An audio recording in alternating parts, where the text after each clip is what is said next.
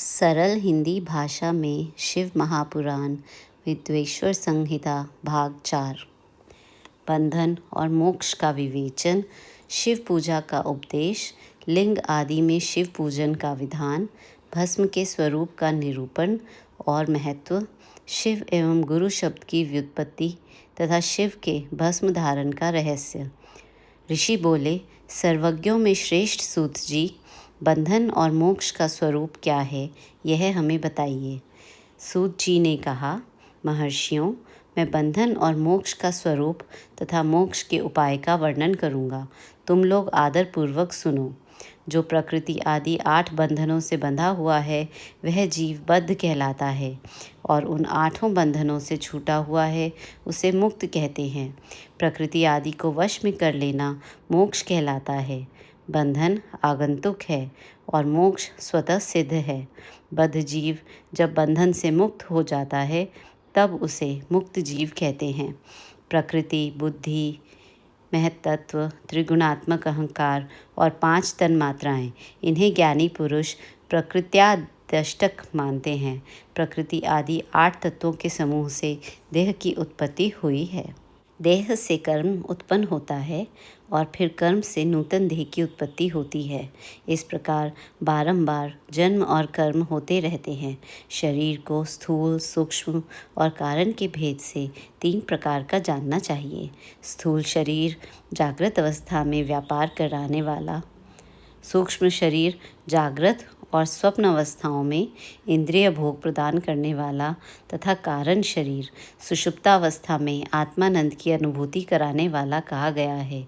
जीव को उसके प्रारब्ध कर्मानुसार सुख दुख प्राप्त होते हैं। वह अपने पुण्य कर्मों के फलस्वरूप सुख और पाप कर्मों के फलस्वरूप दुख का उपभोग करता है। अतः कर्म पाश से बंधा हुआ जीव अपने त्रिविध शरीर से होने वाले शुभाशुभ कर्मों द्वारा सदा चक्र की भांति बारंबार घुमाया जाता है। इस चक्रवर्त भ्रमण की निवृत्ति के लिए चक्रकर्ता का स्तवन एवं आराधन करना चाहिए। प्रकृति आदि जो 8 पाश बतलाए गए हैं, उनका समुदाय ही महाचक्र है, और जो प्रकृति से परे हैं, वे परमात्मा शिव हैं। भगवान महेश्वर ही प्रकृति आदि महाचक्र के कर्ता हैं, क्योंकि वे प्रकृति से परे हैं। जैसे बकायन नामक वृक्ष का थाला जल को पीता और उगलता है, उसी प्रकार शिव प्रकृति आदि को अपने वश में करके उस पर शासन करते हैं। उन्होंने सबको वश में कर लिया है, इसलिए वे शिव कहे गए हैं। शिव ही सर्वज्ञ, परिपूर्ण तथा निष्प्रय है। सर्वज्ञता, तृप्ति, अनादि, बोध, स्वतंत्रता, नित्य अलुप्त शक्ति से संयुक्त होना और अपने भीतर अनंत शक्तियों को धारण करना, महेश्वर के इन 6 प्रकार के मानसिक ऐश्वर्यों को केवल वेद जानता है। अतः भगवान शिव के अनुग्रह से ही प्रकृति आदि 8 तत्व वश में होते हैं। भगवान शिव का कृपा प्रसाद प्राप्त करने के लिए उन्हीं का पूजन करना चाहिए। यदि कहें शिव तो परिपूर्ण हैं, निष्प्रिय हैं, उनकी पूजा कैसे हो सकती है, तो उसका उत्तर यह है कि भगवान शिव के उद्देश्य से उनकी प्रसन्नता के लिए किया हुआ सत्कर्म उनके कृपा प्रसाद को प्राप्त कराने वाला होता है। शिवलिंग में, शिव की प्रतिमा में तथा शिव भक्तजनों में शिव की भावना करके उनकी प्रसन्नता के लिए पूजा करनी चाहिए। वह पूजन शरीर से, मन से, वाणी से और धन से भी किया जा सकता है। उस पूजा से महेश्वर शिव, जो प्रकृति से परे हैं, पूजक पर विशेष कृपा करते हैं और उनका वह कृपा प्रसाद सत्य होता है। शिव की कृपा से कर्म आदि सभी बंधन अपने आप वश में हो जाते हैं। कर्म से लेकर प्रकृति पर्यंत तक सब कुछ जब वश में हो जाता है, तब वह जीव मुक्त कहलाता है और स्वात्मा रामा रूप से विराजमान होता है। परमेश्वर शिव की कृपा से जब कर्म जनित शरीर अपने वश में हो जाता है, तब भगवान शिव के लोक में निवास का सौभाग्य प्राप्त होता है। इसी को सालोक्य मुक्ति कहते हैं। जब तन्मात्राएं वश में हो जाती हैं, तब जगदम्बा सहित शिव का सामीप्य प्राप्त कर लेता है। यह सामीप्य मुक्ति है। उसके आयुध आदि और क्रिया आदि सब कुछ भगवान शिव के समान हो जाते हैं। भगवान का महाप्रसाद प्राप्त होने पर बुद्धि भी वश में हो जाती है। बुद्धि प्रकृति का कार्य है, उसका वश में होना सार्वष्ट्री मुक्ति कहा गया है। पुनः भगवान का महान अनुग्रह प्राप्त होने पर प्रकृति वश में हो जाएगी।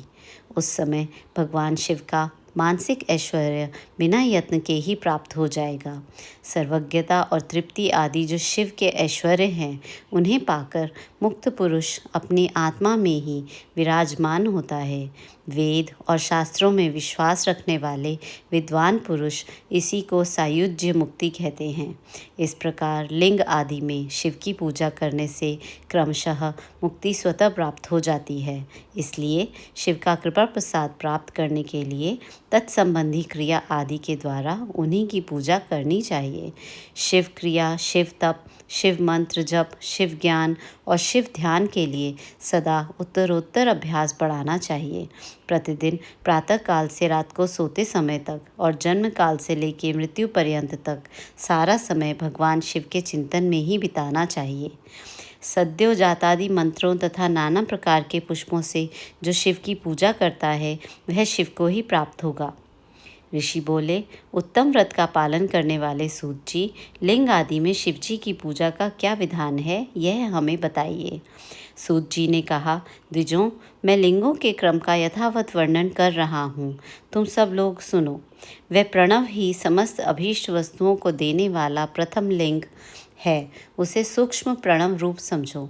सूक्ष्म लिंग निष्कल होता है और स्थूल लिंग सकल। पंचाक्षर मंत्र को ही स्थूल लिंग कहते हैं। उन दोनों प्रकार के लिंगों का पूजन तप कहलाता है। वे दोनों ही लिंग साक्षात मोक्ष देने वाले हैं।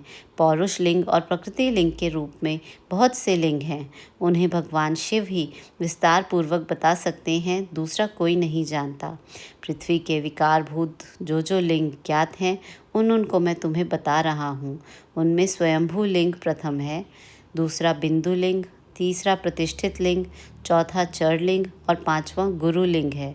देवर्षियों की तपस्या से संतुष्ट हो उनके समीप प्रकट होने के लिए पृथ्वी के अंतर्गत बीज रूप से व्याप्त हुए भगवान शिव वृक्षों के अंकुर की भांति भूमि को भेद कर नाद लिंग के रूप में व्यक्त हो जाते हैं।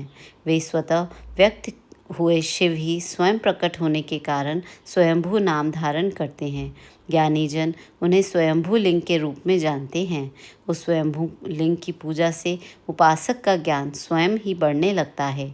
सोने चांदी आदि के पत्र पर, भूमि पर अथवा वेदी पर अपने हाथ से लिखित जो शुद्ध प्रणव मंत्र रूप लिंग है, उसमें तथा मंत्र लिंग का आलेखन करके उसमें भगवान शिव की प्रतिष्ठा का और आवाहन करें। ऐसे बिंदु नादमय लिंग स्थावर और जंगम दोनों ही प्रकार का होता है। इसमें शिव का दर्शन भावनामय ही है, ऐसा निस्संदेह कहा जा सकता है। जिसको वहाँ भगवान शंकर के प्रकट होने का विश्वास हो, उसके लिए वहीं प्रकट होकर वे अभीष्ट फल प्रदान करते हैं। अपने हाथ से लिखे हुए यंत्र में अथवा अकृत्रिम स्थावर आदि में भगवान शिव का आवाहन करके 16 उपचारों से उनकी पूजा करें। ऐसा करने से साधक स्वयं ही ऐश्वर्य को प्राप्त कर लेता है और इस साधन के अभ्यास से उसको ज्ञान भी होता है। देवताओं और ऋषियों ने आत्मसिद्धि के लिए अपने हाथ से वैदिक मंत्रों के उच्चारण पूर्वक शुद्ध मंडल में शुद्ध भावना द्वारा जिस उत्तम शिवलिंग की स्थापना की है, उसे पौरुष लिंग कहते हैं तथा वही प्रतिष्ठित लिंग कहलाता है। उस लिंग की पूजा करने से सदा पौरुष ऐश्वर्य की प्राप्ति होती है। महान ब्राह्मण और महाधनी राजा किसी कारीगर से शिवलिंग का निर्माण कराकर जो मंत्र पूर्वक उसकी स्थापना करते हैं, उनके द्वारा स्थापित हुआ वह लिंग भी प्रतिष्ठित लिंग कहलाता है, किंतु वह प्राकृत लिंग है। इसलिए प्राकृत ऐश्वर्य भोग को ही देने वाला होता है।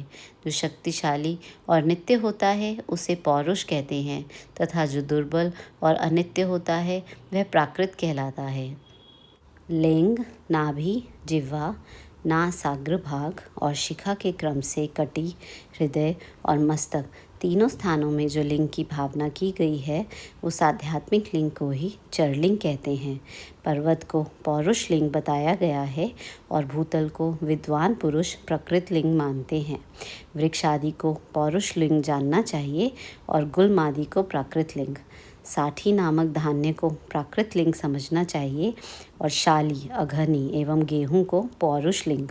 अणिमा आदि 8 सिद्धियों को देने वाला जो ऐश्वर्य है उसे पौरुष ऐश्वर्य जानना चाहिए। सुंदर स्त्री तथा धन आदि विषयों को आस्तिक पुरुष प्राकृत ऐश्वर्य कहते हैं। चरलिंगों में सबसे प्रथम रसलिंग का वर्णन किया जाता है। रसलिंग ब्राह्मणों को उनकी सारी अभीष्ट वस्तुओं को देने वाला है। शुभ कारक बाणलिंग क्षत्रियों को महान राज्य की प्राप्ति कराने वाला है। सुवर्णलिंग वैश्यों को महाधनपति का पद प्रदान करने वाला है तथा सुंदर शिवलिंग शूद्रों को महाशुद्धि देने वाला है। स्फटिकमय लिंग तथा बाणलिंग सब लोगों को उनकी समस्त कामनाएं प्रदान करते हैं।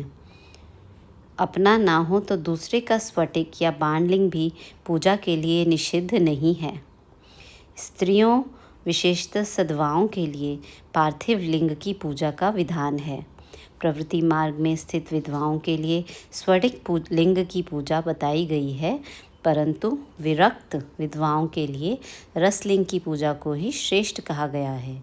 उत्तम व्रत का पालन करने वाले महर्षियों बचपन में, जवानी में और बुढ़ापे में भी शुद्ध स्फटिकमय शिवलिंग का पूजन स्त्रियों को समस्त भोग प्रदान करने वाला है।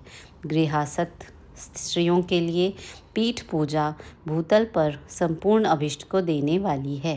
प्रवृत्ति मार्ग में चलने वाला पुरुष सुपात्र गुरु के सहयोग से ही समस्त पूजा कर्म संपन्न करे। इष्ट देव का अभिषेक करने के पश्चात अघनी के चावल से बने हुए खीर आदि पकवानों द्वारा नैवेद्य अर्पण करें। पूजा के अंत में शिवलिंग को संपुट में पधराकर घर के भीतर पृथक रख दें। जो निवृत्त मार्गी पुरुष हैं उनके लिए हाथ पर ही शिवलिंग पूजा का विधान है। उन्हें भिक्षा आदि से प्राप्त हुए अपने भोजन को ही नैवेद्य रूप में निवेदित करना चाहिए। निवृत्त पुरुषों के लिए सूक्ष्म लिंग ही श्रेष्ठ बताया जाता है। वे विभूति के द्वारा पूजन करें और विभूति को ही नैवेद्य रूप से निवेदित भी करें। पूजा करके उस लिंग को सदा अपने मस्तक पर धारण करें। विभूति 3 प्रकार की बताई गई है: लोकाग्नि जनित, वेदाग्नि जनित और शिवाग्नि जनित। लोकाग्नि जनित या लौकिक भस्म को द्रव्यों की शुद्धि के लिए लाकर रखें। मिट्टी, लकड़ी और लोहे के पात्रों की, धान्यों की, तिल आदि द्रव्यों की, वस्त्र आदि की तथा पर्युषित वस्तुओं की भस्म से शुद्धि होती है। कुत्ते आदि से दूषित हुए पात्रों की भी भस्म से ही शुद्धि मानी गई है। वस्तु विशेष की शुद्धि के लिए यथा योग्य सजल अथवा निर्जल भस्म का उपयोग करना चाहिए। वेदाग्नि जनित जो भस्म है उसको उन वैदिक कर्मों के अंत में धारण करना चाहिए। मंत्र और क्रिया से जनित जो होम कर्म है वह अग्नि में भस्म का रूप धारण करता है। उस भस्म को धारण करने से वह कर्म आत्मा में आरोपित हो जाता है। अघोर मूर्तिधारी शिव का जो अपना मंत्र है उसे पढ़कर बेल की लकड़ी को जलाएं। उस मंत्र से अभिमंत्रित अग्नि को शिवाग्नि कहा गया है। उसके द्वारा जले हुए काष्ठ का जो भस्म है वह शिवाग्नि जनित है। कपिला गाय के गोबर अथवा गाय मात्र के गोबर को तथा शमी, पीपल, पलाश, बड़, अमलतास और बेर इनकी लकड़ियों को शिवाग्नि से जलाएं। वह शुद्ध भस्म शिवाग्नि जनित माना गया है। अथवा कुश की अग्नि में शिव मंत्र के उच्चारण पूर्वक काष्ठ को जलाएं। फिर उस भस्म को कपड़े से अच्छी तरह छानकर नए घड़े में भरकर रख दें। उसे समय समय पर अपनी कांति या शोभा की वृद्धि के लिए धारण करें। ऐसा करने वाला पुरुष सम्मानित एवं पूजित होता है। पूर्व काल में भगवान शिव ने भस्म शब्द का ऐसा ही अर्थ प्रकट किया था। जैसे राजा अपने राज्य में सारभूत कर को ग्रहण करता है, जैसे मनुष्य सस्य आदि को जलाकर उसका सार ग्रहण करते हैं, तथा जैसे जठरानल नाना प्रकार के भक्ष्य, भोज्य आदि पदार्थों को भारी मात्रा में ग्रहण करके जलाकर सारतर वस्तु ग्रहण करता और उस सारतर वस्तु से स्वदेह का पोषण करता है, उसी प्रकार प्रपंचकर्ता परमेश्वर शिव ने भी अपने में आधेय रूप से विद्यमान प्रपंच को जलाकर भस्म रूप से उसके सार तत्व को ग्रहण किया है। प्रपंच को दग्ध करके शिव ने उसके भस्म को अपने शरीर में लगाया है। राख बभूत पोतने के बहाने जगत के सार को ही ग्रहण किया है। अपने शरीर में अपने लिए रत्न स्वरूप भस्म को इस प्रकार स्थापित किया है। आकाश के सार तत्व से केश, वायु के सार तत्व से मुख, अग्नि के सार तत्व से हृदय, जल के सार तत्व से कटिभाग और पृथ्वी के सार तत्व से घुटने को धारण किया है। इसी तरह उनके सारे अंग विभिन्न वस्तुओं के सार रूप हैं। महेश्वर ने अपने ललाट में तिलक रूप से जो त्रिपुंड्र धारण किया है वह ब्रह्मा, विष्णु और रुद्र का सार तत्व है। वे इन सब वस्तुओं को जगत के अभ्युदय का हेतु मानते हैं। इन भगवान शिव ने ही प्रपंच के सार सर्वस्व को अपने वश में किया है। अतः इन्हें अपने वश में करने वाला दूसरा कोई नहीं है। जैसे समस्त मृगों का हिंसक मृग सिंह कहलाता है और उसकी हिंसा करने वाला दूसरा कोई मृग नहीं है, अतएव उसे सिंह कहा गया है। शकार का अर्थ है नित्य सुख एवं आनंद, इकार का अर्थ है पुरुष और वकार का अर्थ है अमृत रूप रूपा शक्ति। इन सबका सम्मिलित रूप ही शिव कहलाता है। अतः इस रूप में भगवान शिव को अपना आत्मा मानकर उनकी पूजा करनी चाहिए। अतः पहले अपने अंगों में भस्म मलें, फिर ललाट में उत्तम त्रिपुंड्र धारण करें। पूजा काल में सजल भस्म का उपयोग होता है और द्रव्य शुद्धि के लिए निर्जल भस्म का। गुणातीत परम शिव राजस आदि सविकार गुणों का अवरोध करते हैं, दूर हटाते हैं। इसलिए वे सबके गुरु रूप का आश्रय लेकर स्थित हैं। गुरु विश्वासी शिष्यों के तीनों गुणों को पहले दूर करके फिर उन्हें शिव तत्व का बोध कराते हैं, इसलिए गुरु कहलाते हैं। गुरु की पूजा परमात्मा शिव की ही पूजा है। गुरु के उपयोग से बचा हुआ सारा पदार्थ आत्मशुद्धि करने वाला होता है। गुरु की आज्ञा के बिना उपयोग में लाया हुआ सब कुछ वैसा ही है जैसे चोर चोरी करके लाई हुई वस्तु का उपयोग करता है। गुरु से भी विशेष ज्ञानवान पुरुष मिल जाए तो उसे भी यत्नपूर्वक गुरु बना लेना चाहिए। अज्ञान रूपी बंधन से छूटना ही जीव मात्र के लिए साध्य पुरुषार्थ है। अतः जो विशेष ज्ञानवान है वही जीव को उस बंधन से छुड़ा सकता है। जन्म और मरण रूप द्वंद्व को भगवान शिव की माया ने ही अर्पित किया है। जो इन दोनों को शिव की माया को ही अर्पित कर देता है वह फिर शरीर के बंधन में नहीं पड़ता। जब तक शरीर रहता है तब तक जो क्रिया के ही अधीन है वह जीव बद्ध कहलाता है। स्थूल, सूक्ष्म और कारण तीनों शरीरों को वश में कर लेने पर जीव का मोक्ष हो जाता है, ऐसा ज्ञानी पुरुषों का कथन है। माया चक्र के निर्माता भगवान शिव ही परम कारण हैं। वे अपनी माया के दिए हुए द्वंद्व का स्वयं ही परिमार्जन करते हैं। अतः शिव के द्वारा कल्पित हुआ द्वंद्व उन्हीं को समर्पित कर देना चाहिए। जो शिव की पूजा में तत्पर हो वह मौन रहे, सत्य आदि गुणों से संयुक्त हो तथा क्रिया, जप, तप, ज्ञान और ध्यान में से एक एक का अनुष्ठान करता रहे। ऐश्वर्य, दिव्य शरीर की प्राप्ति, ज्ञान का उदय, अज्ञान का निवारण और भगवान शिव के सामीप्य का लाभ, ये क्रमशः क्रिया आदि के फल हैं। निष्काम कर्म करने से अज्ञान का निवारण हो जाने के कारण शिव भक्त पुरुष उसके यथोक्त फल को पाता है। शिव भक्त पुरुष देश, काल, शरीर और धन के अनुसार यथा योग्य क्रिया आदि का अनुष्ठान करे। न्यायोपार्जित उत्तम धन से निर्वाह करते हुए विद्वान पुरुष शिव के स्थान में निवास करे। जीव हिंसा आदि से रहित और अत्यंत क्लेश शून्य जीवन बिताते हुए पंचाक्षर मंत्र के जप से अभिमंत्रित अन्न और जल को सुख स्वरूप माना गया है। अथवा कहते हैं कि दरिद्र पुरुष के लिए भिक्षा से प्राप्त हुआ अन्न ज्ञान देने वाला होता है। शिव भक्त को भिक्षान्न प्राप्त हो तो वह शिव भक्ति को बढ़ाता है। शिव योगी पुरुष भिक्षान्न को शंभु सत्र कहते हैं। जिस किसी भी उपाय से जहाँ कहीं भी भूतल पर शुद्ध अन्न का भोजन करते हुए सदा मौन भाव से रहे और अपने साधन का रहस्य किसी पर प्रकट ना करे, भक्तों के समक्ष ही शिव के महात्म को प्रकाशित करें। शिव मंत्र के रहस्य को भगवान शिव ही जानते हैं, दूसरा नहीं। पार्थिव लिंग के निर्माण की रीति तथा वेद मंत्रों द्वारा उसके पूजन की विस्तृत एवं संक्षिप्त विधि का वर्णन। तदनंतर पार्थिव लिंग की श्रेष्ठता तथा महिमा का वर्णन करके सूत जी कहते हैं, महर्षियों, अब मैं वैदिक कर्म के प्रति श्रद्धा भक्ति रखने वाले लोगों के लिए वेदोक्त मार्ग से ही पार्थिव पूजा की पद्धति का वर्णन करता हूँ। यह पूजा भोग और मोक्ष दोनों को देने वाली है। आहनिक सूत्रों में बताई हुई विधि के अनुसार विधि पूर्वक स्नान और संध्योपासना करके पहले ब्रह्म यज्ञ करें। तत्पश्चात देवताओं, ऋषियों, सनकादि मनुष्यों और पितरों का तर्पण करें।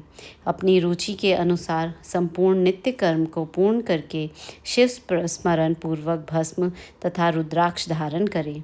तत्पश्चात संपूर्ण मनोवांछित फल की सिद्धि के लिए ऊंची भक्ति भावना के साथ उत्तम पार्थिव लिंग की वेदोक्त विधि से भली भांति पूजा करें।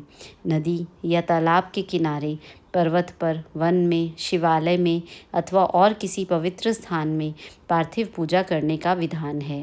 ब्राह्मणों, शुद्ध स्थान से निकली हुई मिट्टी को यत्नपूर्वक लाकर बड़ी सावधानी के साथ शिवलिंग का विधि का वर्णन निर्माण करें। ब्राह्मण के लिए श्वेत, क्षत्रिय के लिए लाल, वैश्य के लिए पीली और शूद्र के लिए काली मिट्टी से शिवलिंग बनाने का विधान है, अथवा जहाँ जो मिट्टी मिल जाए उसी से शिवलिंग बनाएं। शिवलिंग बनाने के लिए प्रयत्नपूर्वक मिट्टी का संग्रह करके उस शुभ मृतिका को अत्यंत शुद्ध स्थान में रखें। फिर उसकी शुद्धि करके जल से सान कर पिंडी बना लें। वेदोक्त मार्ग से धीरे धीरे सुंदर पार्थिव लिंग की रचना करें। तत्पश्चात भोग और मोक्ष रूपी फल की प्राप्ति के लिए भक्तिपूर्वक उसका पूजन करें। उस पार्थिव लिंग के पूजन की जो विधि है, मैं उसे विधान पूर्वक बता रहा हूँ, तुम सब लोग सुनो। ओम नमः शिवाय इस मंत्र का उच्चारण करते हुए समस्त पूजन सामग्री का प्रोक्षण करें, उस पर जल छिड़के। इसके बाद भूरसी इत्यादि मंत्र से क्षेत्र सिद्धि करें। फिर आपो अस्मान इस मंत्र से जल का संस्कार करें। इसके बाद नमस्ते रुद्र इस मंत्र से स्फाटिक आबंध स्फाटिक शिला का घेरा बनाने की बात कही गई है। नमः शंभवाय इस मंत्र से क्षेत्र शुद्धि और पंचामृत का प्रोक्षण करें। तत्पश्चात शिव भक्त पुरुष नमः पूर्वक नीलग्रीवाय मंत्र से शिवलिंग की उत्तम प्रतिष्ठा करें। इसके बाद वैदिक रीति से पूजन कर्म करने वाले उपासक भक्तिपूर्वक एतत्ते रुद्रावसम इस मंत्र से रमणीय आसन दे। मानो महांतम इस मंत्र से आह्वान करें। याते रुद्र इस मंत्र से भगवान शिव को आसन पर समासीन करें। यामिशुम इस मंत्र से शिव के अंगों में न्यास करें। अध्यवोचत इस मंत्र से प्रेम पूर्वक अधिवासन करें। असोयस्ताम्रो इस मंत्र से शिवलिंग में इष्ट देवता शिव का न्यास करें। असोयो अवसर्पति इस मंत्र से उपसर्पण देवता के समीप गमन करें। इसके बाद नमो अस्तु नीलग्रीवाय इस मंत्र से इष्ट देव को पाद्य समर्पित करें। रुद्र गायत्री से अर्घ दे। त्र्यंबकम मंत्र से आचमन कराए। पय पृथिव्याम इस मंत्र से दुग्ध स्नान कराए। दधिक्रावनो इस मंत्र से दधि स्नान कराए। घृतम घृत पावा इस मंत्र से घृत स्नान कराए। मधु वाता मधुनक्तम मधुमानो इन तीनों ऋचाओं से मधु स्नान और शर्करा स्नान कराए। इन दुग्ध आदि 5 वस्तुओं को पंचामृत कहते हैं। अथवा पाद्य समर्पण के लिए कहे गए नमो अस्तु नीलग्रीवाय इत्यादि मंत्र द्वारा पंचामृत से स्नान कराए। तदनंतर माँ नस्तु के इस मंत्र से प्रेम पूर्वक भगवान शिव को कटिबंध करधनी अर्पित करें।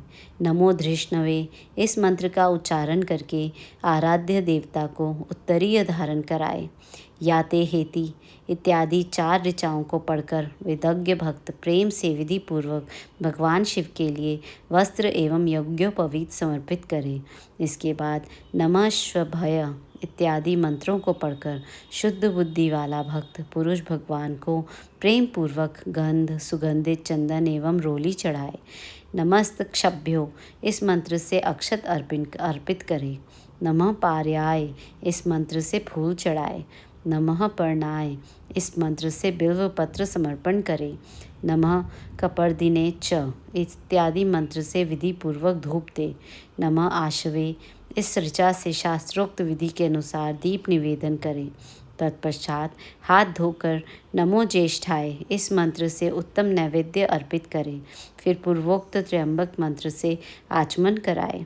इमा रुद्राय इस ऋचा से फल समर्पण करे। फिर नमो व्रज्याय इस मंत्र से भगवान शिव को अपना सब कुछ समर्पित कर दें। तदनंतर मानो महानतम तथा मानस्तु के इन पूर्वोक्त 2 मंत्रों द्वारा केवल अक्षतों से 11 रुद्रों का पूजन करें। फिर हिरण्यगर्भ इत्यादि मंत्र से जो 3 ऋचाओं के रूप में पठित है दक्षिणा चढ़ाए। देवस्य त्वा इस मंत्र से विद्वान पुरुष आराध्य देव का अभिषेक करे। दीप के लिए बताए हुए नमः आशवे इत्यादि मंत्र से भगवान शिव की नीराजना आरती करे। तत्पश्चात इमा रुद्राय इत्यादि 3 ऋचाओं से भक्तिपूर्वक रुद्रदेव को पुष्पांजलि अर्पित करें। मानो महानतम इस मंत्र से विज्ञ उपासक पूजनीय देवता की परिक्रमा करें। फिर उत्तम बुद्धि वाला उपासक मानस्तोके इस मंत्र से भगवान को साष्टांग प्रणाम करें। एष्तै इस मंत्र से शिव मुद्रा का प्रदर्शन करें। यतो यत इस मंत्र से अभय नामक मुद्रा का, त्र्यंबकम मंत्र से ज्ञान नामक मुद्रा का तथा नमः सेना इत्यादि मंत्र से महामुद्रा का प्रदर्शन करें। नमो गोभ्य इस ऋचा द्वारा धेनु मुद्रा दिखाए। इस तरह 5 मुद्राओं का प्रदर्शन करके शिव संबंधी मंत्रों का जप करें अथवा वेदज्ञ पुरुष शतरुद्रीय मंत्र की आवृत्ति करें। तत्पश्चात वेदज्ञ पुरुष पंचांग पाठ करें। तदनंतर देवा गातु इत्यादि मंत्र से भगवान शंकर का विसर्जन करें। इस प्रकार शिव पूजा की वैदिक विधि का विस्तार से प्रतिपादन किया गया है। महर्षियों, अब संक्षेप से भी पार्थिव पूजन की वैदिक विधि का वर्णन सुनो। सद्योजातम इस ऋचा से पार्थिव लिंग बनाने के लिए मिट्टी ले आएं। वामदेवाय इत्यादि मंत्र पढ़कर उसमें जल डालें। जब मिट्टी सनकर तैयार हो जाए तब अघोर मंत्र से लिंग निर्माण करें। फिर तत्पुरुषाय इस मंत्र से विधिवत उसमें भगवान शिव का आह्वान करें। तदनंतर ईशान मंत्र से भगवान शिव को वेदी पर स्थापित करें। इनके सिवाय अन्य सभी विधानों को भी शुद्ध बुद्धि वाला उपासक संक्षेप से ही संपन्न करे। इसके बाद विद्वान पुरुष पंचाक्षर मंत्र से अथवा गुरु के दिए हुए अन्य किसी शिव संबंधी मंत्र से 16 उपचारों द्वारा विधिवत पूजन करे अथवा भवाय भवनाशाय, महादेवाय धीमहि, उग्राय उग्रनाशाय, शर्वाय शशिमौलिने इस मंत्र द्वारा विद्वान उपासक भगवान शंकर की पूजा करें। वह भ्रम छोड़कर उत्तम भाव भक्ति से शिव की आराधना करें, क्योंकि भगवान शिव भक्ति से ही मनोवांछित फल देते हैं। ब्राह्मणों, यहाँ जो वैदिक विधि से पूजन का क्रम बताया गया है, इसका पूर्ण रूप से आदर करता हुआ मैं पूजा की एक दूसरी विधि भी बता रहा हूँ, जो उत्तम होने के साथ ही सर्वसाधारण के लिए उपयोगी है। मुनिवरों, पार्थिव लिंग की पूजा भगवान शिव के नामों से बताई गई है। वह पूजा संपूर्ण अभीष्टों को देने वाली है। मैं उसे बताता हूँ, सुनो। हर, महेश्वर, शंभु, शूलपाणी, पिनाकधृक, शिव, पशुपति और महादेव, ये क्रमशः शिव के 8 नाम कहे गए हैं। इनमें से प्रथम नाम के द्वारा अर्थात ओम हराय नमः का उच्चारण करके पार्थिव लिंग बनाने के लिए मिट्टी लाएं। दूसरे नाम अर्थात ओम महेश्वराय नमः का उच्चारण करके लिंग निर्माण करें। फिर ओम शंभवे नमः बोलकर उस पार्थिव लिंग की प्रतिष्ठा करें। तत्पश्चात ओम शूलपाणये नमः कहकर उस पार्थिव शिवलिंग में भगवान शिव का आवाहन करें। ओम पिनाकधृषे नमः कहकर उस शिवलिंग को नहलाएं। ओम शिवाय नमः बोलकर उसकी पूजा करें और फिर ओम पशुपतये नमः कहकर क्षमा प्रार्थना करें। और अंत में ओम महादेवाय नमः कहकर आराध्य देव का विसर्जन कर दें। प्रत्येक नाम के आदि में ओंकार और अंत में चतुर्थी विभक्ति के साथ नमः पद लगाकर बड़े आनंद और भक्ति भाव से पूजन संबंधी सारे कार्य करने चाहिए। षड अक्षर मंत्र से अंगन न्यास और करण न्यास की विधि भली भांति संपन्न करके फिर नीचे लिखे अनुसार ध्यान करें। जो कैलाश पर्वत पर एक सुंदर सिंहासन के मध्य भाग में विराजमान है, जिनके वाम भाग में भगवती उमा उनसे सटकर बैठी हुई हैं, सनक सनंदन आदि भक्तजन जिनकी पूजा कर रहे हैं, तथा जो भक्तों के दुख रूपी दावानल को नष्ट कर देने वाले अप्रमेय शक्तिशाली ईश्वर हैं, उन विश्व विभूषण भगवान शिव का चिंतन करना चाहिए। भगवान महेश्वर का प्रतिदिन इस प्रकार ध्यान करें। उनकी अंग कांति चांदी के पर्वत की भांति गौर है। वे अपने मस्तक पर मनोहर चंद्रमा का मुकुट धारण करते हैं। रत्नों के आभूषण धारण करने से उनका श्रीअंग और भी उद्भासित हो उठा है। उनके 4 हाथों में क्रमशः परशु, मृग मुद्रा, वर एवं अभय मुद्रा सुशोभित है। वे सदा प्रसन्न रहते हैं, कमल के आसन पर बैठे हैं और देवता लोग चारों ओर खड़े होकर उनकी स्तुति कर रहे हैं। उन्होंने वस्त्र की जगह व्याघ्र चर्म धारण कर रखा है। वे इस विश्व के आदि हैं, बीज कारण रूप हैं तथा सबका समस्त भय हर लेने वाले हैं। उनके 5 मुख हैं और प्रत्येक मुख मंडल में 3-3 नेत्र हैं। इस प्रकार ध्यान तथा उत्तम पार्थिव लिंग का पूजन करके गुरु के दिए हुए पंचाक्षर मंत्र का विधि पूर्वक जप करें।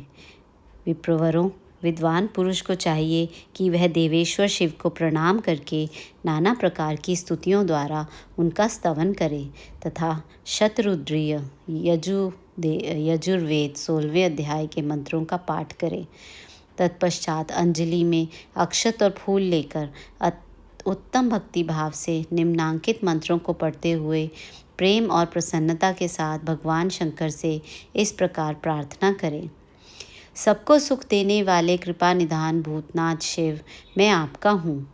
आपके गुणों में ही मेरे प्राण बसते हैं, अथवा आपके गुण ही मेरे प्राण, मेरे जीवन सर्वस्व हैं। मेरा चित्त सदा आपके ही चिंतन में लगा हुआ है। यह जानकर मुझ पर प्रसन्न होइए, कृपा कीजिए। शंकर, मैंने अनजान में अथवा जानबूझकर यदि कभी आपका जप और पूजन आदि किया हो तो आपकी कृपा से वह सफल हो जाए। गौरीनाथ, मैं आधुनिक युग का महान पापी हूँ, पतित हूँ और आप सदा से ही परम महान पतित पावन हैं। इस बात का विचार करके आप जैसा चाहें वैसा करें। महादेव, सदाशिव, वेदों, पुराणों, नाना प्रकार के शास्त्रीय सिद्धांतों और विभिन्न महर्षियों ने भी अब तक आपको पूर्ण रूप से नहीं जाना, फिर मैं कैसे जान सकता हूँ।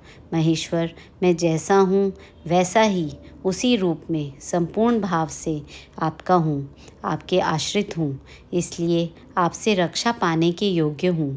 परमेश्वर, आप मुझ पर प्रसन्न होइए। मुने इस प्रकार प्रार्थना करके हाथ में लिए हुए अक्षत और पुष्प को भगवान शिव के ऊपर चढ़ाकर उन शंभुदेव को भक्ति भाव से विधि पूर्वक साष्टांग प्रणाम करे। तदनंतर शुद्ध बुद्धि वाला उपासक शास्त्रोक्त विधि से इष्ट देव की परिक्रमा करे। फिर श्रद्धापूर्वक स्तुतियों द्वारा देवेश्वर शिव की स्तुति करे। इसके बाद गला बजाकर गले से अव्यक्त शब्द का उच्चारण करके पवित्र एवं विनीत चित्त वाला साधक भगवान को प्रणाम करे।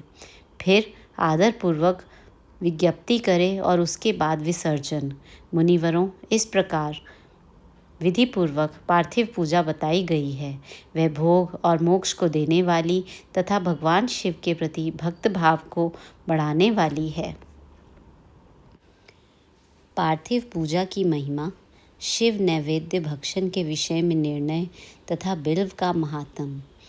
तदनंतर ऋषियों के पूछने पर किस कामना की पूर्ति के लिए कितने पार्थिव लिंगों की पूजा करनी चाहिए, इस विषय का वर्णन करके सूत जी बोले, महर्षियों, पार्थिव लिंगों की पूजा कोटि कोटि यज्ञों का फल देने वाली है। कलयुग में लोगों के लिए शिवलिंग पूजन जैसा श्रेष्ठ दिखाई देता है, वैसा दूसरा कोई साधन नहीं है। यह समस्त शास्त्रों का निश्चित सिद्धांत है। शिवलिंग भोग और मोक्ष देने वाला है। लिंग 3 प्रकार के कहे गए हैं, उत्तम, मध्यम और अधम। जो 4 अंगुल ऊंचा और देखने में सुंदर हो तथा वेदी से युक्त हो, उस शिवलिंग को शास्त्रज्ञ महर्षियों ने उत्तम कहा है। उससे आधा मध्यम और उससे आधा अधम माना गया है। इस तरह 3 प्रकार के शिवलिंग कहे गए हैं जो उत्तरोत्तर श्रेष्ठ हैं। ब्राह्मण, क्षत्रिय, वैश्य, शूद्र अथवा विलोम संकर कोई भी क्यों न हो, वह अपने अधिकार के अनुसार वैदिक अथवा तांत्रिक मंत्र से सदा आदरपूर्वक शिवलिंग की पूजा करे। ब्राह्मणों, महर्षियों, अधिक कहने से क्या लाभ? शिवलिंग का पूजन करने में स्त्रियों का तथा अन्य सब लोगों का भी अधिकार है। द्विजों के लिए वैदिक पद्धति से ही शिवलिंग का पूजा करना श्रेष्ठ है, परंतु अन्य लोगों के लिए वैदिक मार्ग से पूजा करने की सम्मति नहीं है। वेदज्ञ द्विजों को वैदिक मार्ग से ही पूजन करना चाहिए, अन्य मार्ग से नहीं। यह भगवान शिव का कथन है। दधीची और गौतम आदि के शाप से जिनका चित्त दग्ध हो गया है, उन द्विजों की वैदिक कर्म में श्रद्धा नहीं होती। जो मनुष्य वेदों तथा स्मृतियों में कहे हुए सत्कर्म की अवहेलना करके दूसरे कर्मों को करने लगता है, उसका मनोरथ कभी सफल नहीं होता। इस प्रकार विधि पूर्वक भगवान शंकर का नैवेद्यांत पूजन करके उनकी त्रिभुवनमयी 8 मूर्तियों का भी वहीं पूजन करें। पृथ्वी, जल, अग्नि, वायु, आकाश, सूर्य, चंद्रमा तथा यजमान, ये भगवान शंकर की 8 मूर्तियां कही गई हैं। इन मूर्तियों के साथ साथ शर्व, भव, रुद्र, उग्र, भीम, ईश्वर, महादेव तथा पशुपति, इन नामों की भी अर्चना करें। तदनंतर चंदन, अक्षत और बिल्व पत्र लेकर वहाँ ईशान आदि के क्रम से भगवान शिव के परिवार का उत्तम भक्ति भाव से पूजन करें। ईशान, नंदी, चंड, महाकाल, भृंगी, वृष, स्कंद, कपर्दीश्वर, सोम तथा शुक्र, ये 10 शिव के परिवार हैं जो क्रमशः ईशान आदि 10 दिशाओं में पूजनीय हैं। तत्पश्चात भगवान शिव के समक्ष वीरभद्र का और पीछे कीर्तिमुख का पूजन करके विधि पूर्वक 11 रुद्रों की पूजा करें। इसके बाद पंचाक्षर मंत्र का जप करके शतरुद्रीय स्तोत्र का, नाना प्रकार की स्तुतियों का तथा शिव पंचांग का पाठ करें। तत्पश्चात परिक्रमा और नमस्कार करके शिवलिंग का विसर्जन करें। इस प्रकार मैंने शिव पूजन की संपूर्ण विधि का आदरपूर्वक वर्णन किया। रात्रि में देव कार्य को सदा उत्तराभिमुख होकर ही करना चाहिए। इसी प्रकार शिव पूजन भी पवित्र भाव से सदा उत्तराभिमुख होकर ही करना उचित है। जहाँ शिवलिंग स्थापित हो, उससे पूर्व दिशा का आश्रय लेकर नहीं बैठना या खड़ा होना चाहिए, क्योंकि वह दिशा भगवान शिव के आगे या सामने पड़ती है और इष्ट देवता का सामना रोकना ठीक नहीं। शिवलिंग से उत्तर दिशा में भी ना बैठे, क्योंकि उधर भगवान शंकर का वाम अंग है, जिसमें शक्ति स्वरूपा देवी उमा विराजमान है। पूजक को शिवलिंग से पश्चिम दिशा में भी नहीं बैठना चाहिए, क्योंकि वह आराध्य देव का पृष्ठभाग है। पीछे की ओर से पूजा करना उचित नहीं है। अतः अवशिष्ट दक्षिण दिशा ही ग्राह्य है, उसी का आश्रय लेना चाहिए। तात्पर्य यह है कि शिवलिंग से दक्षिण दिशा में उत्तराभिमुख होकर बैठें और पूजा करें। विद्वान पुरुष को चाहिए कि वह भस्म का त्रिपुंड लगाकर, रुद्राक्ष की माला लेकर तथा बिल्व पत्र का संग्रह करके ही भगवान शंकर की पूजा करे, इनके बिना नहीं। मुनिवरों, शिव पूजन आरंभ करते समय यदि भस्म ना मिले तो मिट्टी से भी ललाट में त्रिपुंड अवश्य कर लेना चाहिए। ऋषि बोले, मुने, हमने पहले से यह बात सुन रखी है कि भगवान शिव का नैवेद्य नहीं ग्रहण करना चाहिए। इस विषय में शास्त्र का निर्णय क्या है, यह बताइए। इसके साथ ही बिल्व का महात्म भी प्रकट कीजिए। सूत जी ने कहा, मुनियों, आप शिव संबंधी व्रत का पालन करने वाले हैं, अतः आप सबको शतशः धन्यवाद है। मैं प्रसन्नतापूर्वक सब कुछ बताता हूँ, आप सावधान होकर सुने। जो भगवान शिव का भक्त है बाहर भीतर से पवित्र और शुद्ध है, उत्तम व्रत का पालन करने वाला तथा दृढ़ निश्चय से युक्त है, वह शिव नैवेद्य का अवश्य भक्षण करे। भगवान शिव का नैवेद्य अग्राह्य है, इस भावना को मन से निकाल दें। शिव के नैवेद्य को देख लेने मात्र से भी सारे पाप दूर भाग जाते हैं। उसको खा लेने पर तो करोड़ों पुण्य अपने भीतर आ जाते हैं। आए हुए शिव नैवेद्य को सिर झुकाकर प्रसन्नता के साथ ग्रहण करें और प्रयत्न करके शिव स्मरण पूर्वक उसका भक्षण करें।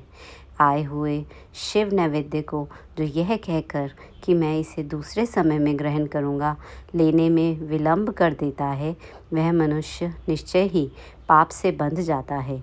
जिसने शिव की दीक्षा ली हो, उस शिव भक्त के लिए यह शिव नैवेद्य अवश्य भक्षणीय है, ऐसा कहा जाता है। शिव की दीक्षा से युक्त शिव भक्त पुरुष के लिए सभी शिवलिंगों का नैवेद्य शुभ एवं महाप्रसाद है, अतः यह उसका भक्षण अवश्य करे। परंतु जो अन्य देवताओं की दीक्षा से युक्त है और शिव भक्ति में भी मन को लगाए हुए हैं, उनके लिए शिव नैवेद्य भक्षण के विषय में क्या निर्णय है, इसे आप लोग प्रेम पूर्वक सुने।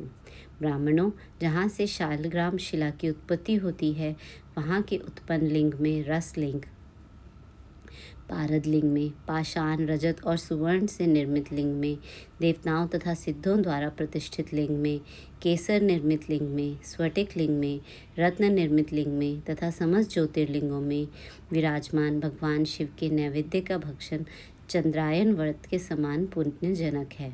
ब्रह्म हत्या करने वाला पुरुष भी यदि पवित्र होकर शिव निर्माल्य का भक्षण करके उसे सर पर धारण करे, तो उसका सारा पाप शीघ्र ही नष्ट हो जाता है। पर जहाँ चंड का अधिकार है, वहाँ जो शिव निर्माल्य हो, उसे साधारण मनुष्यों को नहीं खाना चाहिए।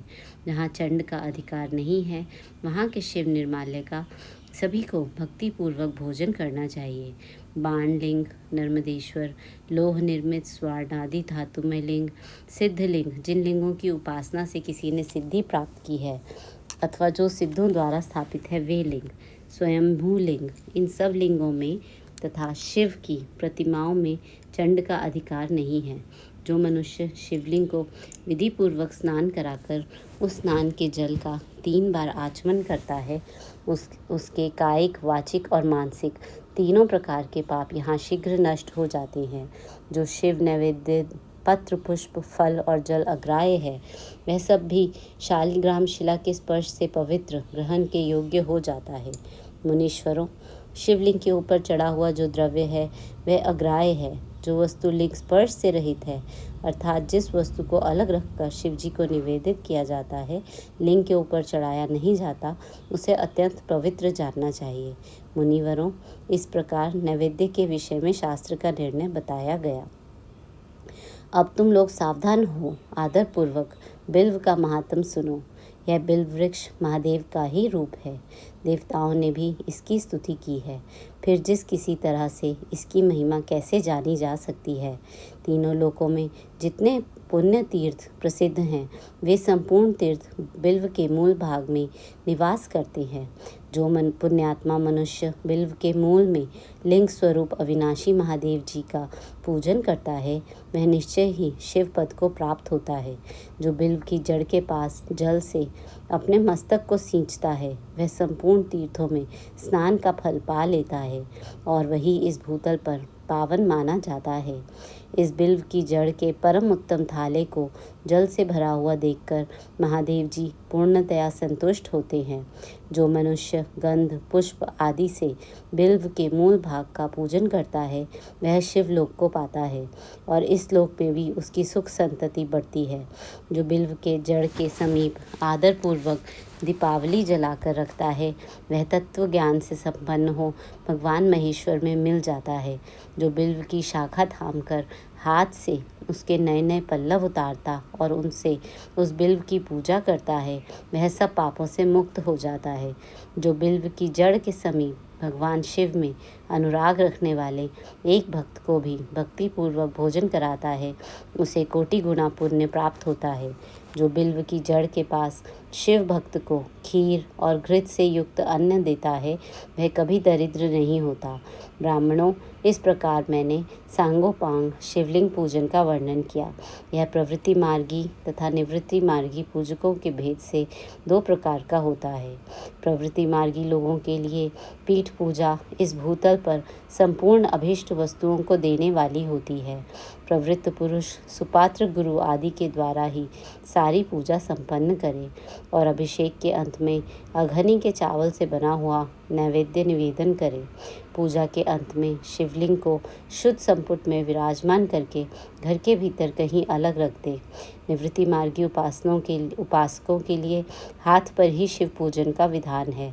उन्हें भिक्षा आदि से प्राप्त हुए अपने भोजन को ही नैवेद्य रूप में निवेदित कर देना चाहिए। निवृत्त पुरुषों के लिए सूक्ष्म लिंग ही श्रेष्ठ बताया जाता है।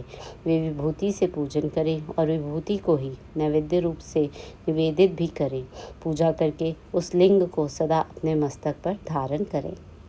शिव नाम जप तथा भस्म धारण की महिमा, त्रिपुंड्र के देवता और स्थान आदि का प्रतिपादन। ऋषि बोले, महाभाग व्यास शिष्य सूत जी, आपको नमस्कार है। अब आप उस परम उत्तम भस्म महात्म्य का ही वर्णन कीजिए। भस्म महात्म्य, रुद्राक्ष महात्म्य तथा उत्तम नाम महात्म्य, इन तीनों का परम प्रसन्नतापूर्वक प्रतिपादन कीजिए और हमारे हृदय को आनंद दीजिए। सूत जी ने कहा, महर्षियों, आपने बहुत उत्तम बात पूछी है। यह समस्त लोगों के लिए हितकारक विषय है। जो लोग भगवान शिव की उपासना करते हैं वे धन्य हैं, कृतार्थ हैं, उनका देह धारण सफल है तथा उनके समस्त कुल का उद्धार हो गया। जिनके दुख में भगवान शिव का नाम है, जो अपने मुख से सदा शिव और शिव इत्यादि नामों का उच्चारण करते रहते हैं, पाप उनका उसी तरह स्पर्श नहीं करते जैसे खदिर वृक्ष के अंगार को छूने का साहस कोई भी प्राणी नहीं कर सकते। हे श्री शिव, आपको नमस्कार है। श्री शिवाय नमस्तुभ्यम।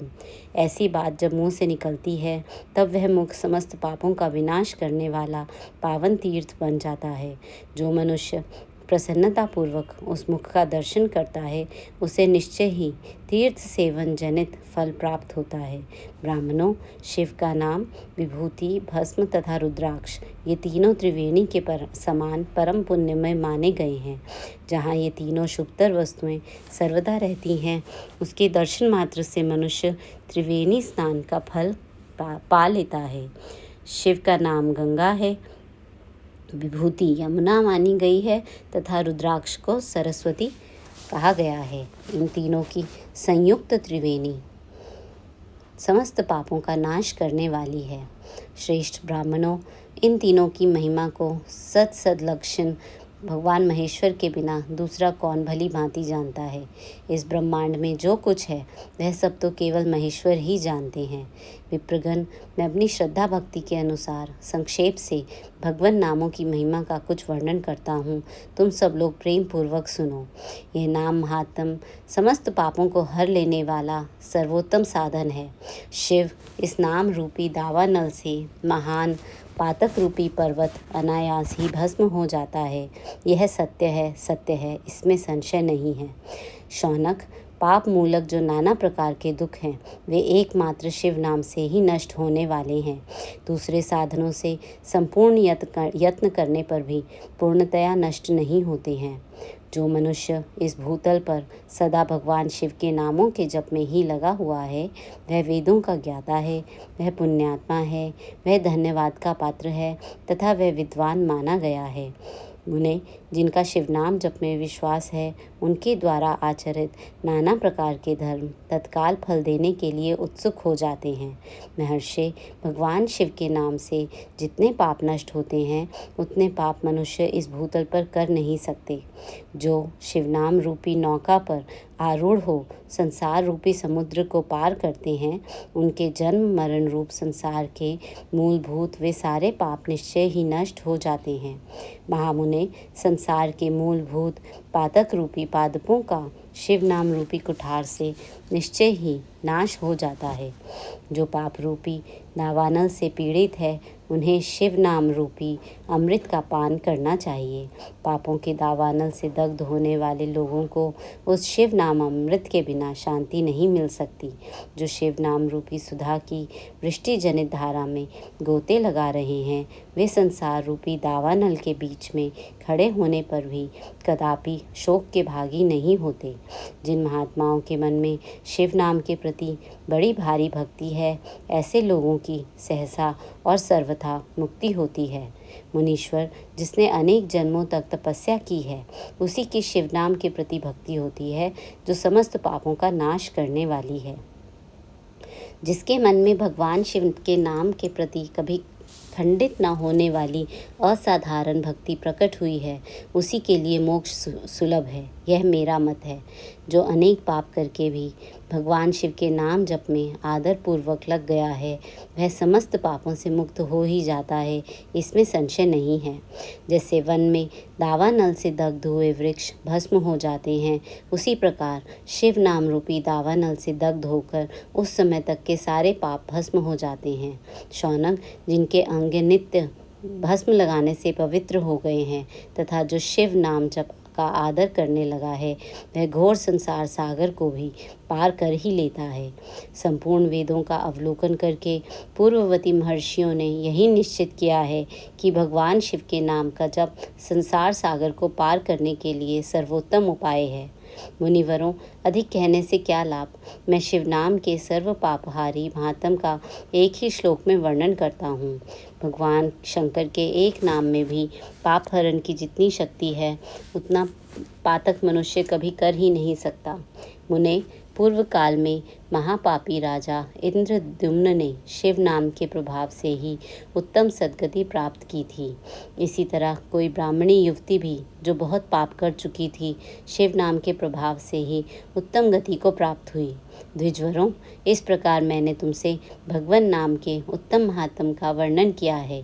अब तुम भस्म का महात्म सुनो जो समस्त पावन वस्तुओं को भी पावन करने वाला है। महर्षियों, भस्म संपूर्ण मंगलों को देने वाला तथा उत्तम है। उसके 2 भेद बताए गए हैं, उन भेदों का मैं वर्णन करता हूँ, सावधान होकर सुनो। एक को महाभस्म जानना चाहिए और दूसरे को स्वल्प भस्म। महाभस्म के भी अनेक भेद हैं। वह 3 प्रकार का कहा गया है, श्रौत, स्मार्त और लौकिक। स्वल्प भस्म के भी बहुत से भेदों का वर्णन किया गया है।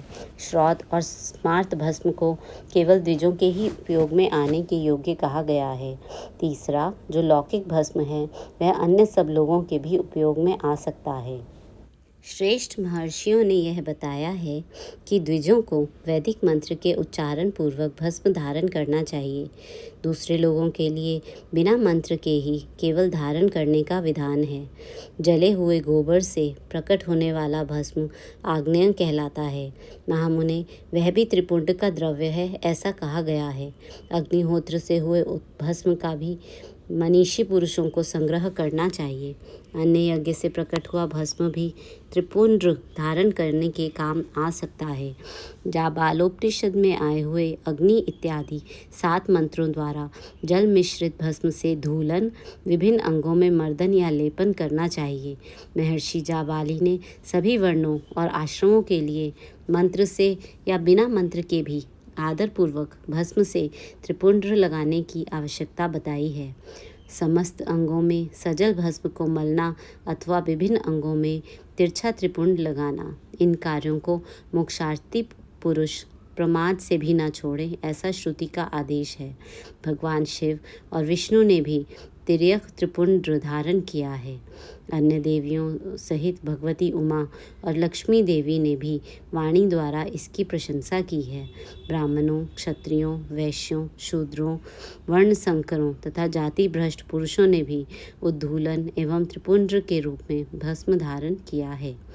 इसके पश्चात भस्म धारण तथा त्रिपुंड्र की महिमा एवं विधि बताकर सूत जी ने फिर कहा, महर्षियों, इस प्रकार मैंने संक्षेप से त्रिपुंड्र का महत्तम बताया है। यह समस्त प्राणियों के लिए गोपनीय रहस्य है, अतः तुम्हें भी इसे गुप्त ही रखना चाहिए। मुनिवरों, ललाट आदि सभी निर्दिष्ट स्थानों में जो भस्म से 3 तिरछी रेखाएं बनाई जाती हैं, उन्हीं को विद्वानों ने त्रिपुंड्र कहा है। बाहों के मध्य भाग से लेकर जहाँ तक बाहों का अंत है, उतना बड़ा त्रिपुंड्र ललाट में धारण करना चाहिए। मध्यमा और अनामिका अंगुली से 2 रेखाएं करके बीच में अंगुष्ठ द्वारा प्रतिलोम भाव से की गई रेखा त्रिपुंड्र कहलाती है। अथवा बीच की 3 उंगलियों से भस्म लेकर यत्नपूर्वक भक्ति भाव से ललाट में त्रिपुंड्र धारण करें। त्रिपुंड्र अत्यंत उत्तम तथा भोग और मोक्ष को देने वाला है। त्रिपुंड की 3 रेखाओं में से प्रत्येक के 9 देवता हैं जो सभी अंगों में स्थित हैं। मैं उनका परिचय देता हूँ, सावधान होकर सुनो। मुनिवरों, प्रणव का प्रथम अक्षर अकार, गार्हपत्य, अग्नि, पृथ्वी, धर्म, रजोगुण, ऋग्वेद, क्रियाशक्ति, प्रातः सवन तथा महादेव, ये त्रिपुंड्र की प्रथम रेखा के 9 देवता हैं। यह बात शिव दीक्षा परायण पुरुषों को अच्छी तरह समझ लेनी चाहिए। प्रणव का दूसरा अक्षर उकार, दक्षिणाग्नि, आकाश, सत्वगुण, यजुर्वेद, मध्यम दिन सवन, इच्छा शक्ति, अंतरात्मा तथा महेश्वर, ये दूसरी रेखा के 9 देवता हैं। प्रणव का तीसरा अक्षर मकार, आहवनीय अग्नि, परमात्मा, तमोगुण, द्युलोक, ज्ञान शक्ति, सामवेद, तृतीय सवन तथा शिव, ये तीसरी रेखा के 9 देवता हैं। इस प्रकार स्थान देवताओं को उत्तम भक्ति भाव से नित्य नमस्कार करके स्नान आदि से शुद्ध हुआ पुरुष यदि त्रिपुंड धारण करे तो भोग और मोक्ष को भी प्राप्त कर लेता है। मुनीश्वर, ये संपूर्ण अंगों में स्थान देवता बताए गए हैं। अब उनके संबंधी स्थान बताता हूँ, भक्तिपूर्वक सुनो। 32, 16, 8 अथवा 5 स्थानों में त्रिपुंड का न्यास करें। मस्तक, ललाट, दोनों कान, दोनों नेत्र, दोनों नासिका, मुख, कंठ, दोनों हाथों, दोनों कोहनी, दोनों कलाई, हृदय, दोनों पार्श्व भाग, नाभि, दोनों अंडकोश, दोनों उरु, दोनों गुल्फ, दोनों घुटने, दोनों पिंडली और दोनों पैर, ये 32 उत्तम स्थान हैं। इनमें क्रमशः अग्नि, जल, पृथ्वी, वायु, 10 दिक् प्रदेश, 10 दिक्पाल तथा 8 वसुओं का निवास है। धर, ध्रुव, सोम, आप, अनिल, अनल, प्रत्यूष और प्रभास, ये 8 वसु कहे गए हैं। इन सब का नाम मात्र लेकर इनके स्थानों में विद्वान पुरुष त्रिपुंड धारण करे अथवा एकाग्रचित हो 16 स्थान में ही त्रिपुंड धारण करे। मस्तक, ललाट, कंठ, दोनों कंधों, दोनों भुजाओं, दोनों कोहनियों तथा दोनों कलाइयों में, हृदय में, नाभि में, दोनों पसलियों में तथा पृष्ठ भाग में त्रिपुंड लगाकर वहाँ दोनों अश्वनी कुमारों का, शिव, शक्ति, रुद्र, ईश तथा नारद का और वामा आदि 9 शक्तियों का पूजन करें। ये सब मिलकर 16 देवता हैं। अश्विनी कुमार 2 कहे गए हैं, नासत्य और दस्र अथवा मस्तक, केश, दोनों कान, मुख, दोनों भुजा, हृदय, नाभि, दोनों उरु, दोनों जानु, दोनों पैर और पृष्ठभाग, इन 16 स्थानों में 16 त्रिपुंड्र का न्यास करें। मस्तक में शिव, केश में चंद्रमा, दोनों कानों में रुद्र और ब्रह्मा, मुख में विघ्नराज गणेश, दोनों भुजाओं में विष्णु और लक्ष्मी, हृदय में शंभु, नाभि में प्रजापति, दोनों उरुओं में नाग और नाग कन्याएं, दोनों घुटनों में ऋषि कन्याएं, दोनों पैरों में समुद्र तथा विशाल पृष्ठभाग में संपूर्ण तीर्थ देवता रूप से विराजमान हैं। इस प्रकार 16 स्थानों का परिचय दिया गया है। अब 8 स्थान बताए जाते हैं। गुह्य स्थान, ललाट, परम उत्तम कर्णयुगल, दोनों कंधे, हृदय और नाभि, ये 8 स्थान हैं। इनमें ब्रह्मा तथा सप्तर्षि, ये 8 देवता बताए गए हैं। मुनीश्वरों, भस्म के स्थान को जानने वाले विद्वानों ने इस तरह 8 स्थानों का परिचय दिया है। अथवा मस्तक, दोनों भुजाएं, हृदय और नाभि, इन 5 स्थानों को भस्मवेत्ता पुरुषों ने भस्म धारण के योग्य बताया है। यथासंभव देश काल आदि की अपेक्षा रखते हुए उद्धूलन भस्म को अभिमंत्रित करना और जल में मिलाना आदि कार्य करे। यदि उद्धूलन में भी असमर्थ हो तो त्रिपुंड्र आदि लगाए। त्रिनेत्रधारी, तीनों गुणों के आधार तथा तीनों देवताओं के जनक भगवान शिव का स्मरण करते हुए नमः शिवाय कहकर ललाट में त्रिपुंड्र लगाए। ईशाभ्याम नमः ऐसा कहकर दोनों पार्श्व भागों में त्रिपुंड धारण करे। बीजाभ्याम नमः यह बोलकर दोनों कलाइयों में भस्म लगावे।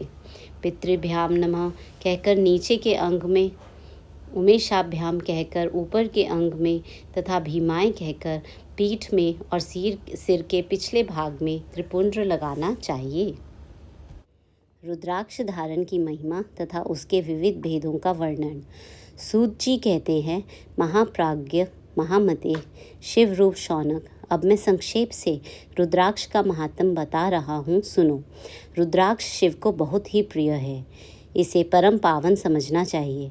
रुद्राक्ष के दर्शन से, स्पर्श से तथा उस पर जप करने से वह समस्त पापों का अपहरण करने वाला माना गया है। मुने, पूर्व काल में परमात्मा शिव ने समस्त लोगों का उपकार करने के लिए देवी पार्वती के सामने रुद्राक्ष की महिमा का वर्णन किया था। भगवान शिव बोले, महेश्वरी शिवे, मैं तुम्हारे प्रेमवश भक्तों के हित की कामना से रुद्राक्ष की महिमा का वर्णन करता हूँ, सुनो। महेशानी, पूर्व काल की बात है। मैंने मन को संयम में रखकर हजारों दिव्य वर्षों तक घोर तपस्या में लगा रहा। एक दिन सहसा मेरा मन क्षुब्ध हो उठा। परमेश्वरी, मैं संपूर्ण लोकों का उपकार करने वाला स्वतंत्र परमेश्वर हूँ। अतः उस समय मैंने लीलावश ही अपने दोनों नेत्र खोलते ही मेरे मनोहर नेत्रपुटों से कुछ जल की बूंदें गिरीं। आंसू की उन बूंदों से वहाँ रुद्राक्ष नामक वृक्ष पैदा हो गया। भक्तों पर अनुग्रह करने के लिए ये अश्रुबिंदु स्थावर भाव को प्राप्त हो गए। वे रुद्राक्ष मैंने विष्णु भक्त को तथा चारों वर्णों के लोगों को बांट दिए। भूतल पर अपने प्रिय रुद्राक्षों को मैंने गौड़ देश में उत्पन्न किया। मथुरा, अयोध्या, लंका, मलयाचल, सह्यगिरी, काशी तथा अन्य देशों में भी उनके अंकुर उगाए। वे उत्तम रुद्राक्ष असह्य पाप समूहों का भेदन करने वाले तथा श्रुतियों के भी प्रेरक हैं। मेरी आज्ञा से वे ब्राह्मण, क्षत्रिय, वैश्य और शूद्र जाति के भेद से इस भूतल पर प्रकट हुए। रुद्राक्षों की ही जाति के शुभाक्ष भी हैं। उन ब्राह्मण आदि जाति वाले रुद्राक्षों के वर्ण श्वेत, रक्त, पीत तथा कृष्ण जानने चाहिए। मनुष्यों को चाहिए कि वे क्रमशः वर्ण के अनुसार अपनी जाति का ही रुद्राक्ष धारण करें। भोग और मोक्ष की इच्छा रखने वाले चारों वर्णों के लोगों और विशेषतः शिव भक्तों को शिव पार्वती की प्रसन्नता के लिए रुद्राक्ष के फलों को अवश्य धारण करना चाहिए। आंवले के फल के बराबर जो रुद्राक्ष हो वह श्रेष्ठ बताया गया है। जो बेर के फल के बराबर हो उसे मध्यम श्रेणी का कहा गया है। जो चने के बराबर हो उसकी गणना निम्न कोटि में की गई है। अब इसकी उत्तमता को परखने की यह दूसरी उत्तम प्रक्रिया बताई जाती है। इसे बताने का उद्देश्य है भक्तों की हित कामना। पार्वती, तुम भली भांति प्रेम पूर्वक इस विषय को सुनो। महेश्वरी, जो रुद्राक्ष बेर के फल के बराबर होता है वह उतना छोटा होने पर भी लोक में उत्तम फल देने वाला तथा सुख सौभाग्य की वृद्धि करने वाला होता है। जो रुद्राक्ष आंवले के फल के बराबर होता है वह समस्त अरिष्टों का विनाश करने वाला होता है तथा जो गुंजा फल के समान बहुत छोटा होता है वह संपूर्ण मनोरथों और फलों की सिद्धि करने वाला है। रुद्राक्ष जैसे जैसे छोटा होता है वैसे ही वैसे अधिक फल देने वाला होता है। एक एक बड़े रुद्राक्ष से एक एक छोटे रुद्राक्ष को विद्वानों ने 10 गुना अधिक फल देने वाला बताया है। पापों का नाश करने के लिए रुद्राक्ष धारण आवश्यक बताया गया है। वह निश्चय ही संपूर्ण अभीष्ट मनोरथों का साधक है, अतः अवश्य ही उसे धारण करना चाहिए। परमेश्वरी लोक में मंगलमय रुद्राक्ष जैसा फल देने वाला देखा जाता है, वैसी फलदायिनी दूसरी कोई माला नहीं दिखाई देती। देवी समान आकार वाले, चिकने, मजबूत, स्थूल, कंटक युक्त, उभरे हुए छोटे छोटे दानों वाले और सुंदर रुद्राक्ष अभिलषित पदार्थों के दाता तथा सदैव भोग और मोक्ष देने वाले हैं। जिसे कीड़ों ने दूषित कर दिया हो, जो टूटा फूटा हो, जिसमें उभरे हुए दाने ना हो, जो व्रणयुक्त हो तथा जो पूरा पूरा गोल ना हो, इन 5 प्रकार के रुद्राक्षों को त्याग देना चाहिए। जिस रुद्राक्ष में अपने आप ही डोरा पिरोने के योग्य छिद्र हो गया हो, वही यहाँ उत्तम माना गया है। जिसमें मनुष्य के प्रयत्न से छेद किया गया हो, वह मध्यम श्रेणी का होता है। रुद्राक्ष धारण बड़े बड़े पातकों का नाश करने वाला है। इस जगत में 1100 रुद्राक्ष धारण करके मनुष्य जिस फल को पाता है, उसका वर्णन सैकड़ों वर्षों में भी नहीं किया जा सकता। भक्तिमान पुरुष 550 रुद्राक्ष के दानों का सुंदर मुकुट बना ले और उसे सिर पर धारण करे। 360 दानों को लंबे सूत्र में पिरोकर एक हार बना ले। वैसे वैसे 3 हार बनाकर भक्तिपरायण पुरुष उनका यज्ञोपवीत तैयार करे और उसे यथास्थान धारण किए रहे। इसके बाद किस अंग में कितने रुद्राक्ष धारण करने चाहिए, यह बताकर सूत जी बोले, महर्षियों, सिर पर ईशान मंत्र से, कान में तत्पुरुष मंत्र से तथा गले और हृदय में अघोर मंत्र से रुद्राक्ष धारण करना चाहिए। विद्वान पुरुष दोनों हाथों में अघोर बीज मंत्र से रुद्राक्ष धारण करे। उदर पर वामदेव मंत्र से 15 रुद्राक्षों द्वारा गुंथी हुई माला धारण करे अथवा अंगों सहित प्रणव का 5 बार जप करके रुद्राक्ष की 3, 5 या 7 मालाएं धारण करे अथवा मूल मंत्र नमः शिवाय से ही समस्त रुद्राक्षों को धारण करे। रुद्राक्षधारी पुरुष अपने खान पान में मदिरा, मांस, लहसुन, प्याज, सहीजन, लिसोड़ा आदि को त्याग दे। गिरिराज नंदिनियों में श्वेत रुद्राक्ष केवल ब्राह्मणों को ही धारण करना चाहिए। गहरे लाल रंग का रुद्राक्ष क्षत्रियों के लिए हितकर बताया गया है। वैश्यों के लिए प्रतिदिन बारंबार पीले रुद्राक्ष को धारण करना आवश्यक है और शूद्रों को काले रंग का रुद्राक्ष धारण करना चाहिए। यह वेदोक्त मार्ग है। ब्रह्मचारी, वानप्रस्थ, गृहस्थ और सन्यासी सबको नियम पूर्वक रुद्राक्ष धारण करना उचित है। उसे धारण करने का सौभाग्य बड़े पुण्य से प्राप्त होता है। उमें पहले आंवले के बराबर और फिर उससे भी छोटे रुद्राक्ष धारण करें। जो रोगी हो, जिनमें दाने ना हो, जिन्हें कीड़ों ने खा लिया हो, जिनमें पिरोने योग्य छेद ना हो, ऐसे रुद्राक्ष मंगलाकांक्षी पुरुषों को नहीं धारण करने चाहिए। रुद्राक्ष मेरा मंगलमय लिंग विग्रह है। वह अंततो गत्वा चने के बराबर लघुतर होता है। सूक्ष्म रुद्राक्ष को ही सदा प्रशस्त माना गया है। सभी आश्रमों, समस्तों वर्णों, स्त्रियों और शूद्रों को भी भगवान के शिव की आज्ञा के अनुसार सदैव रुद्राक्ष धारण करना चाहिए। यतियों के लिए प्रणव के उच्चारण पूर्वक रुद्राक्ष धारण का विधान है, जिसके ललाट में त्रिपुंड्र लगा हो और सभी अंग रुद्राक्ष से विभूषित हों तथा जो मृत्युंजय मंत्र का जप कर रहा हो, उसका दर्शन करने से साक्षात रुद्र के दर्शन का फल प्राप्त होता है। पार्वती, रुद्राक्ष अनेक प्रकार के बताए गए हैं। मैं उनके भेदों का वर्णन करता हूँ। वे भेद भोग और मोक्ष रूप फल देने वाले हैं। तुम उत्तम भक्ति भाव से उनका परिचय सुनो। एक मुख वाला रुद्राक्ष साक्षात शिव का स्वरूप है। वह भोग और मोक्ष रूपी फल प्रदान करता है। जहाँ रुद्राक्ष की पूजा होती है, वहाँ से लक्ष्मी दूर नहीं जाती। उस स्थान के सारे उपद्रव नष्ट हो जाते हैं तथा वहाँ रहने वाले लोगों की संपूर्ण कामनाएं पूर्ण होती हैं। 2 मुख वाला रुद्राक्ष देव देवेश्वर कहा गया है। वह संपूर्ण कामनाओं और फलों को देने वाला है। 3 मुख वाला रुद्राक्ष सदा साक्षात साधन का फल देने वाला है। उसके प्रभाव से सारी विद्याएं प्रतिष्ठित होती हैं। 4 मुख वाला रुद्राक्ष साक्षात ब्रह्मा का रूप है। वह दर्शन और स्पर्श से शीघ्र ही धर्म, अर्थ, काम और मोक्ष इन चारों पुरुषार्थों को देने वाला है। 5 मुख वाला रुद्राक्ष साक्षात कालाग्नि रुद्र रूप है। वह सब कुछ करने में समर्थ है, सबको मुक्ति देने वाला तथा संपूर्ण मनोवांछित फल प्रदान करने वाला है। 5 मुख रुद्राक्ष समस्त पापों को दूर कर देता है। 6 मुखों वाला रुद्राक्ष कार्तिकेय का स्वरूप है। यदि दाहिनी बाह में उसे धारण किया जाए तो धारण करने वाला मनुष्य ब्रह्म हत्या आदि पापों से मुक्त हो जाता है, इसमें संशय नहीं है। महेश्वरी 7 मुख वाला रुद्राक्ष अनंग स्वरूप और अनंग नाम से ही प्रसिद्ध है। देवेशी उसको धारण करने से दरिद्र भी ऐश्वर्यशाली हो जाता है। 8 मुख वाला रुद्राक्ष अष्टमूर्ति भैरव रूप है। उसको धारण करने से मनुष्य पूर्णायु होता है और मृत्यु के पश्चात शूलधारी शंकर हो जाता है। 9 मुख वाले रुद्राक्ष को भैरव तथा कपिल मुनि का प्रतीक माना जाता है, अथवा 9 रूप धारण करने वाली महेश्वरी दुर्गा उसकी अधिष्ठात्री देवी मानी गई हैं। जो मनुष्य भक्तिपरायण हो अपने बाएं हाथ में नवमुख रुद्राक्ष को धारण करता है, वह निश्चय ही मेरे समान सर्वेश्वर हो जाता है, इसमें संशय नहीं है। महेश्वरी 10 मुख वाला रुद्राक्ष साक्षात भगवान विष्णु का रूप है। देवेशी उसको धारण करने से मनुष्य की संपूर्ण कामनाएं पूर्ण हो जाती हैं। परमेश्वरी 11 मुख वाला जो रुद्राक्ष है वह रुद्र रूप है। उसको धारण करने से मनुष्य सर्वत्र विजयी होता है। 12 मुख वाले रुद्राक्ष को केश प्रदेश में धारण करें। उस धारण करने से मानव मस्तक पर 12 आदित्य विराजमान हो जाते हैं। 13 मुख वाला रुद्राक्ष विश्व देवों का स्वरूप है।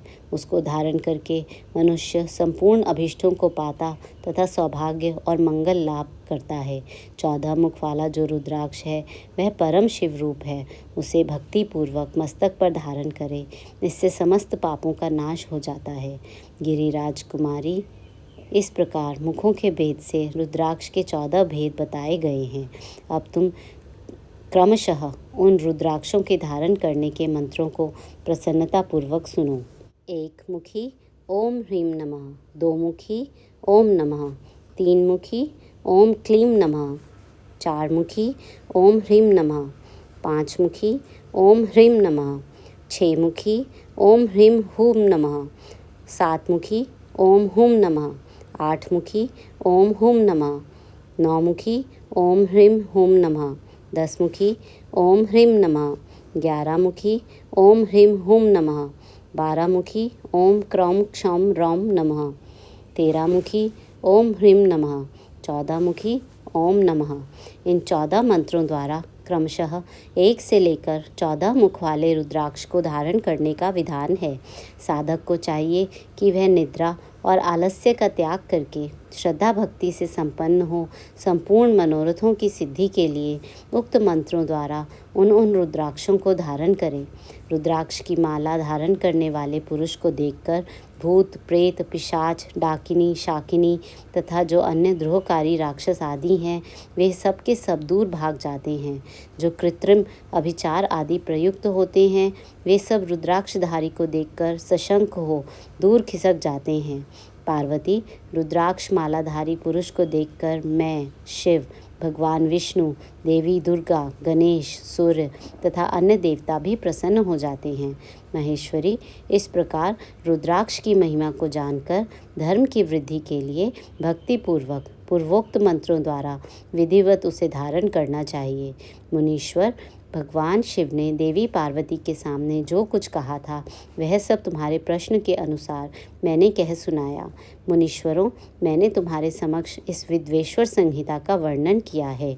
यह संहिता संपूर्ण सिद्धियों को देने वाली तथा भगवान शिव की आज्ञा से नित्य मोक्ष प्रदान करने वाली है। विद्वेश्वर संहिता संपूर्ण।